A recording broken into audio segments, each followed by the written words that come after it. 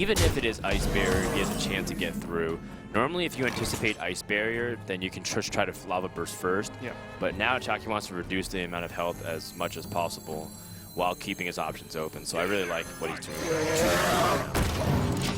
Oh, a little awkward. Oh, actually, No, that's nice. Super Yeah, intentional, yeah. Dropping to 1 health, and now he's got the ability still to clear the Doomsayer off. That was pretty cute. I like that. I don't know if the 1 damage truly matters. I know he has the Flame Juggler, but with 2 to perform the direct damage in the hand. And the odds on you drawing something else is this deck as well. But I think looking sort of rewinding all the way back to the start of this game, having Talion start with Alexstrasza and Antonidas in hand versus probably the most aggressive deck in the game at the moment. Definitely a little bit of a hindrance. You know, it's not like Talion misplayed or anything there and completely messed up. It was just Chalky got a really strong start, and Talion just had all his late game, which if this was like a control matchup, he probably would have been, a little bit.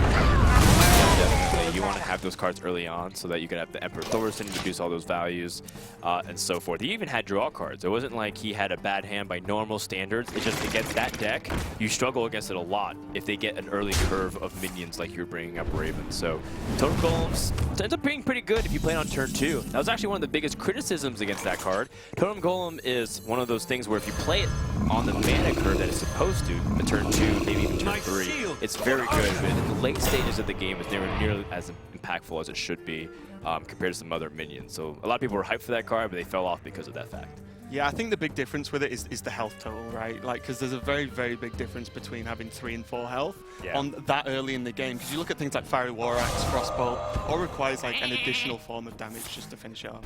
Yeah, there's just so little that can take it off the board efficiently in the early game, and we watched exactly what that meant when it came time for Chalky to continue to push damage. I mean, had he not gotten the Flame Tongue Totem, there was every possibility that there might have been a couple of more turns, and there may have been a chance for Freeze to get back in the game in some capacity, but I mean, you had just the worst possible curve.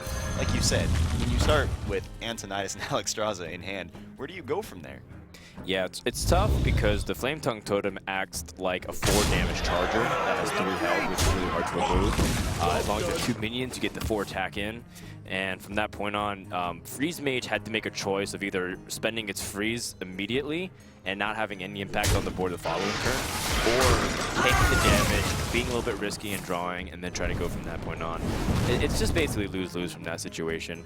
Evaluating the lineup from this point on, Chalky, now that the Shaman's out of the way, is actually feeling pretty good about it because he still has Warlock and Paladin, but now that he knows it's Freeze Mage as well, he has some pretty good information on how to really sequence his decks here. So things are already looking pretty good for Chalky, although not out of the woods quite yet. Yeah, and I think from speaking to Chalky in the interviews, he has a bit of a more interesting approach to the way he's brought his lineup. Instead of saying, these are the best lineup decks overall, so I'm just going to play them, or I'm going to snipe this specific lineup. Because actually, these are decks I've gone to top 25 Legend with, so they are actually good for him, and he's got experience with them. So it's not like saying, everyone's saying Page Torrance. So I'm just going to take it and practice it at the tournament and hope it's good enough. He's personally took these decks very far. Right, he did speak at some length yesterday on stream to exactly how much time he's spent testing these decks personally and really putting a lot of time into seeing exactly what they're capable of. And we know a little bit about Talion's lineup as well now. We know he brought Freeze Mage. We can pretty safely infer that the Shaman is probably aggro Shaman, which means there's going to be some interesting back and forth here now between